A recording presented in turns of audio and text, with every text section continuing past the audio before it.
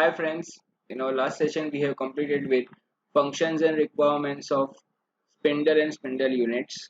In today's session we are going to see effect of machine compliance on machining accuracy. Now we know compliance is what we have even seen in our chapter of design of guideways, right? That is slideways.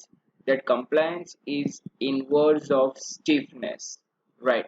This is Fazan Kagdi and I welcome you all to our lecture series of machine tool design. So let's begin with our first topic, effect of machine tool compliance on machining accuracy. Now, as you can see in the diagram that there is a workpiece or we can say a job which is mounted between two centers and a cutting tool is in contact. So a machining, we would say metal removal process is going on, or we can say a turning operation is performed. Okay. Now, let's say that is that on one side there is a center A on the and on another side there is a center B. Okay, now let Ka is a stiffness of center A and Kb is a stiffness for center B. Now due to radial component of a cutting force, that is basically Py, center A will be displaced. Now we need to determine that by how much distance the center A can be displaced because of a cutting force exerted by cutting tool, right? As it is in contact, cutting operation is performed. So we would say that since we have a equation of stiffness, right? That is, we know F is equal to K delta, right? Force is equal to K into delta, where K was a stiffness, delta was a displacement, and F was a force.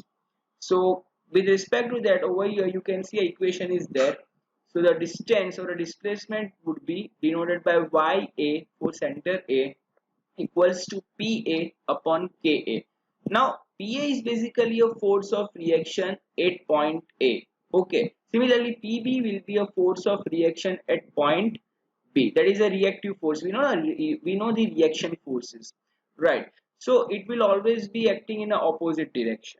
Okay. Similarly, for center B, the displacement at the center will be denoted by YB is equal to PB upon KB, where KB we know is a stiffness for center B. Now, the further we need to determine the equations. Now, it can be determined from a static equilibrium. Okay, so you can see a first consideration, we are going to take moment of forces about point, that is B point. So we know when we take a movement about any point, it has to be equal to 0. So movement about B will be equal to 0. So according to that, can I say that the length of a workpiece is small l?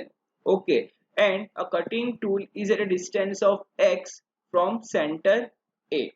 So how we can determine movement about A? So the force is our radial component Py, and the reaction force which is acting in opposite direction to Py is Pa, which is at a center A. So now tell me how we can determine the movement about B. So we would say that Pa is a force which is at center B at a distance of L, right? So movement is force into perpendicular distance, right? So we would say first would be Pa into L, which will be equal to, or we can say minus Py in a bracket into L minus X, right? So Py is at a distance of how much? So L minus X. So you can see that by taking moment about B, we get an equation Pa into L is equal to Py into L minus X.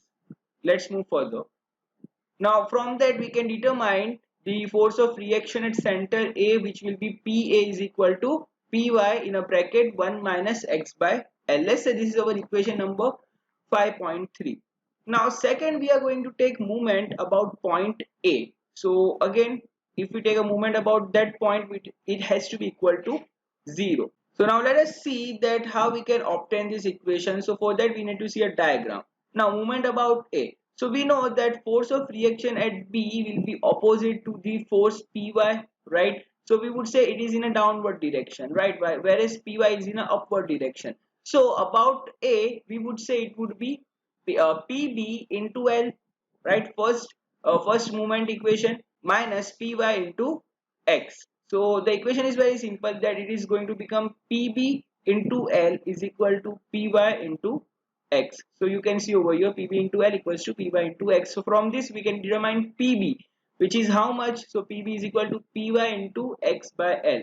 Let's say this is our equation number 5.4.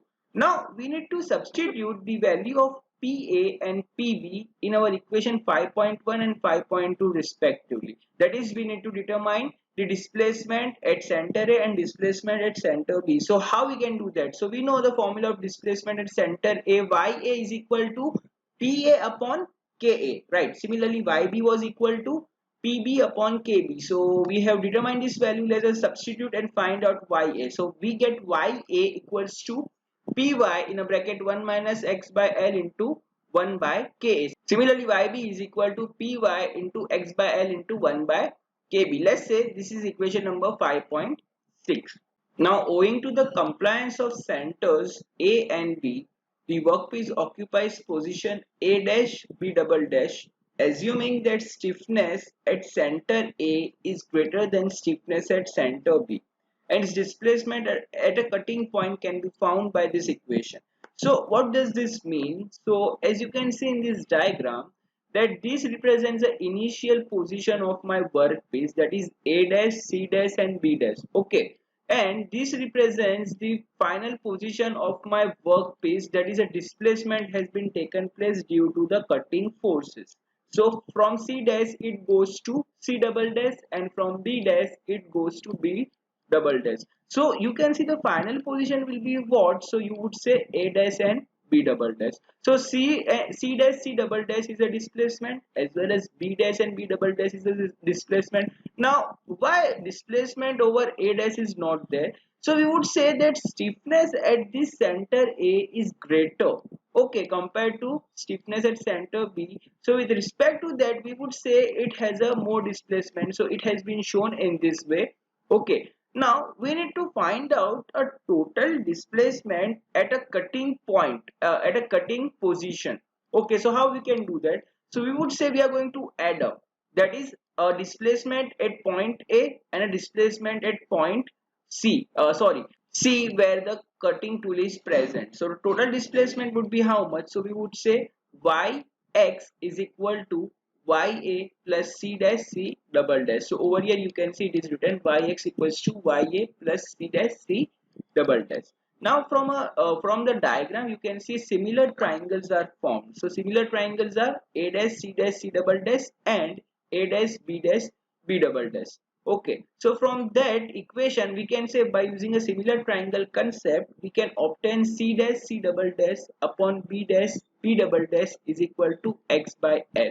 So you can observe from this that C dash C double dash upon B dash B double dash is equal to X by L. So this distance is X and this total distance is L, right?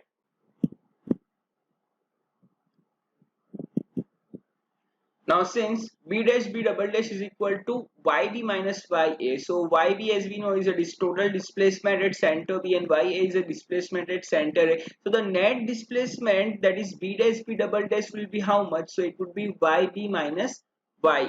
Okay, now this is because of a compliance effect. Similarly, C dash C double dash will be equal to YB minus YA into X by L. So from using this equation we can say that Yx will be how much? So Yx is equals to Ya plus in a bracket Yb minus Ya into X by L. So in place of this we know that Yx is equal to Ya plus C dash C double dash. Now substituting this value of C dash C double dash in our equation of Yx, we get Yx equals to Ya plus in a bracket Yb minus Ya into X by L. This is our equation number 5.7.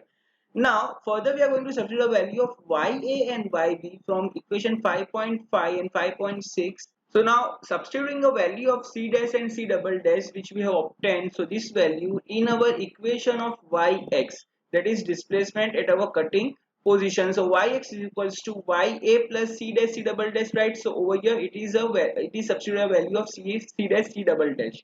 Now further we are going to substitute the value of Ya and Yb in our equation number 5.7. So in this equation further we know the value of Ya and Yb.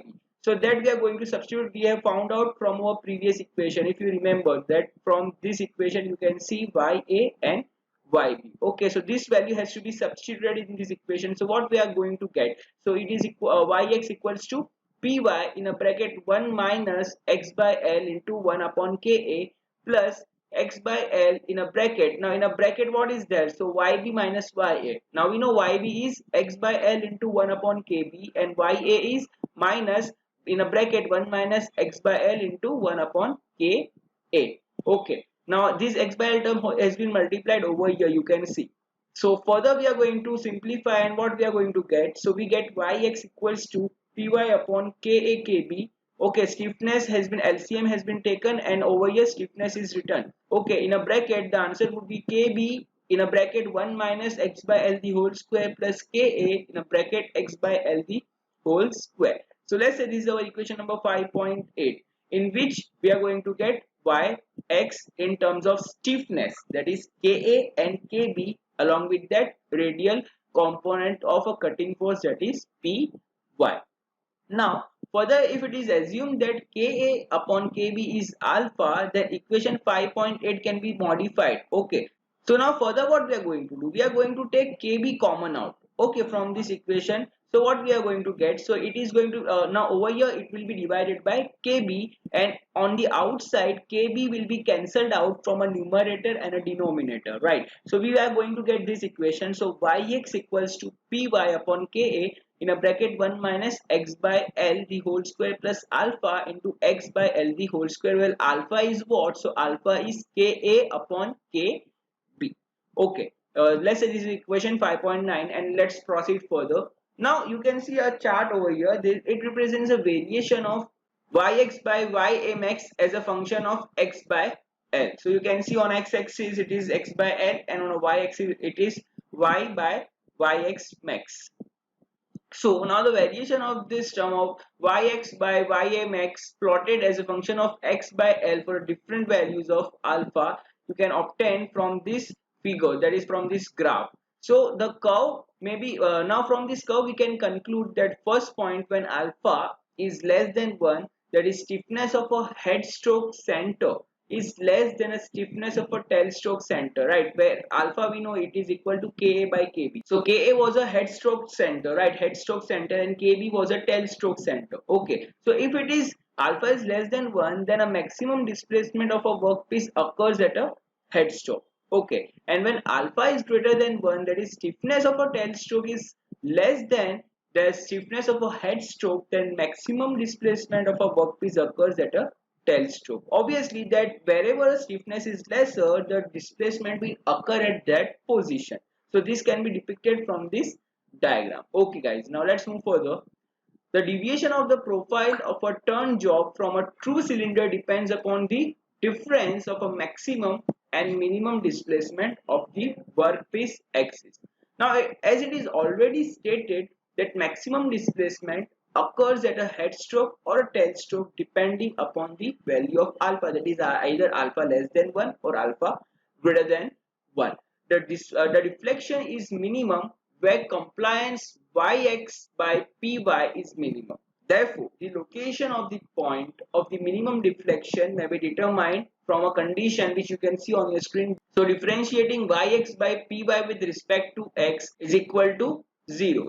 So from equation 5.9 we can write the differentiation of yx by py with respect to x is equal to 1 upon ka in a bracket 2x by l square minus 2 by l plus 1 upon kb 2x upon l square. Now which upon equating to 0 yields x naught is equal to, so we can get x naught equals to kbl upon ka plus kb. Let's say this is our equation 5.11. Now that deflection at x naught is minimum and not maximum is confirmed from the fact that d2 in a bracket yx by py by dx square is equal to 2 by l square in a bracket 1 by ka plus 1 by kb will always be greater than 0. Now substituting the value of x naught in our equation 5.10, we are going to obtain y minimum equals to in a bracket 1 minus kb upon ka plus kb the whole square plus alpha in a bracket kb upon ka plus kb the whole square bracket closed into ya max. Okay, So this is our equation to determine a minimum displacement, y minimum. Now y minimum further simplified can be written as alpha upon 1 plus alpha, where we know that simplifying Ka by Kb, so Ka by Kb is what? Alpha. Okay, into Ya max. Now for alpha less than 1, the maximum displacement will occur at which position? So at head stroke center, that is y max is equal to Ya max. Therefore y max minus y minimum is equal to Ya max minus alpha upon 1 plus alpha Ya max, where from y max minus y minimum upon Ya max is equal to 1 upon 1 plus alpha. Let's say this is our equation 5.13. Now for alpha greater than 1, the maximum displacement occurs at tail stroke center. Okay, so in that case we would say that y max is equal to yb max. Okay, at that time y max will become yb max, that is displacement at center B, that will be maximum. Therefore y max minus y minimum is equal to yb max minus alpha upon 1 plus alpha into Ya max. So in place of y max you can see I have substituted yb max, which will be equal to Ya max in a bracket yb max upon Ya max minus alpha upon 1 plus alpha. So if the stiffness of a saddle is given by Ks, okay, now we know saddle is also provided. So if its stiffness is Ks, the displacement of a cutting edge due to saddle compliance can be found by our equation. That is, the equation is going to remain same.